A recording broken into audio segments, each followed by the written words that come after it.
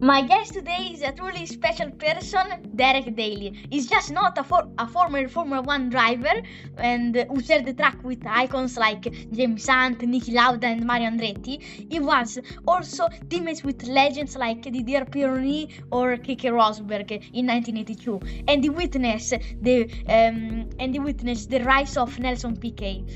After his career in Formula One and IndyCar, he remained a popular voice in motorsport as a TV commentator in the US, but the most fascinating part of his journey is that determination that was truly incredible, because you used to work, you used to be a miner, and going from that to be an F1 driver is truly incredible. So thank you, Derek, for this interview.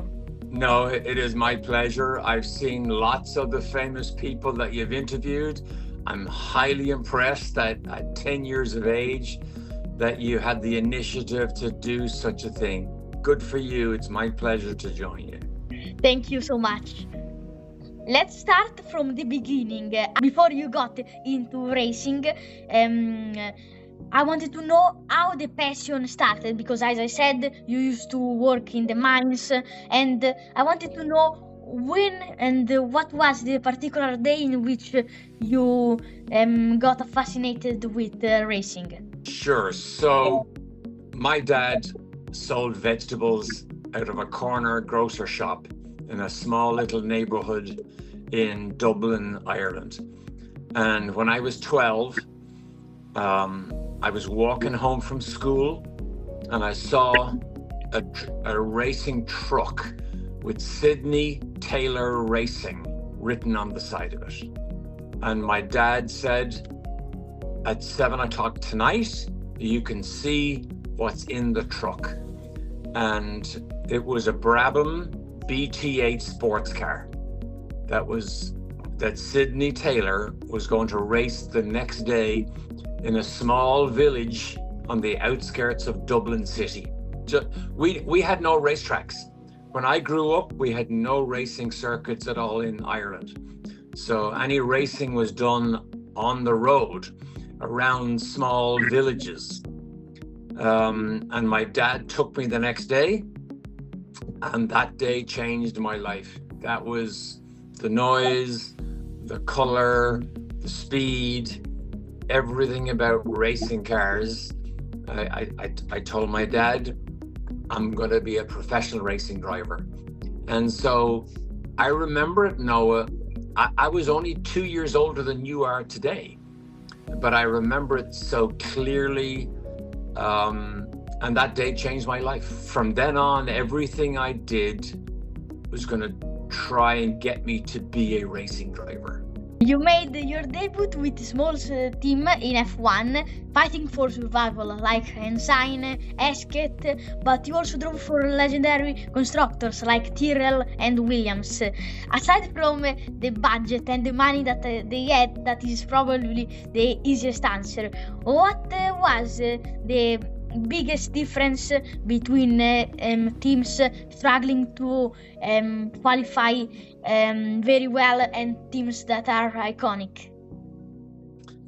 I think it's the same today as it was back in my day, except we didn't have the technology that you have today. But the big teams and the small teams are always separated by knowledge. And more money, more budget buys more knowledge, buys more engineers. They bring the knowledge. And it's all the small things that make the big difference. So my era in Formula One was an amazing time because of the names that you remember. You mentioned some of them earlier.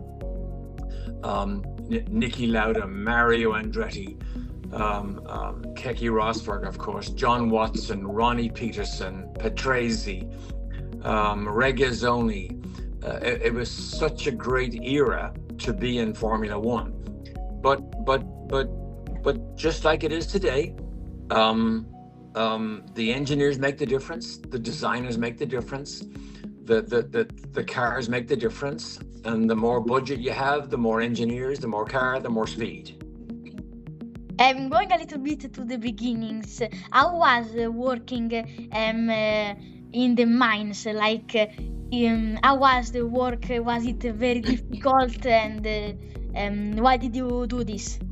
So when I was racing demolition derby stock cars, just cheap on the dirt, on ovals, I knew that I would have to buy a Formula Ford. Formula Ford, back in my day, was the best place to start. Everybody started there. Jody Scheckter, Emerson Fittipaldi, everybody started in Formula Ford. I had no money. So the only way to make enough money fast over the winter was to become a laborer in the iron ore mines of Australia. So a friend of mine, David Kennedy, also from my hometown, decided that we had to go. It was the only way we could make some money. So we went. And mining, I tell people, it was the hottest, hardest, dirtiest, most enjoyable thing I'd done in my life. I loved every bit of it. And in the mine, we literally were laborers. We had a shovel, and we shoveled iron ore, hard labor every day. But here's the thing, Noah. On the first 8 hours, you got paid what they call straight time. If you could work another 8 hours, now you got paid double time for the second 8 hours. But if you could work 24 hours, you got paid triple time for the last 8 hours. So we would work 24 hours a day, if possible, just trying to make more money to come back to Europe to race Formula Ford. And that was the start for me. It was the best way for me to start. And as soon as we came back to Europe, I bought a Formula Ford, and then the rocket ship took off. And if it was 24 hours like you used to do, you couldn't sleep as well. Well, you got a little bit of sleep whenever possible.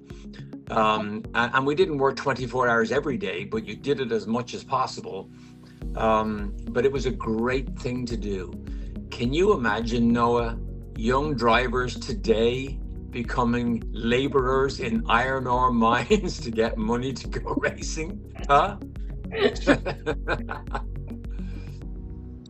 Monaco 1982 was maybe your greatest opportunity to take a Grand Prix victory.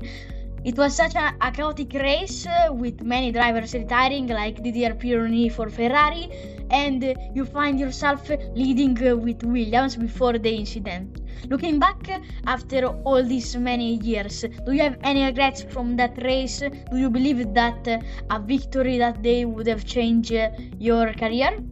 I don't think I have regrets, because things happen. There was a reason why the gearbox broke. It was a situation in 1982 where 5 drivers could win the race. It was an unfortunate situation that started in the first practice session when my car broke. And a lot of things happened during the race. But remember, Alain Prost crashed, and then Pironi out of fuel, and De Cesaris, and then Patrese eventually won it. But it was a piece of history. It's interesting to look back on the video today and see the small piece of history. I'm just glad that I was there. I'm glad I got the opportunity. I'm glad I got to experience it and live through it, because even today, how many years, 40 plus years later, here we are still talking about what happened in Monaco. So it was great to be a small part of the history.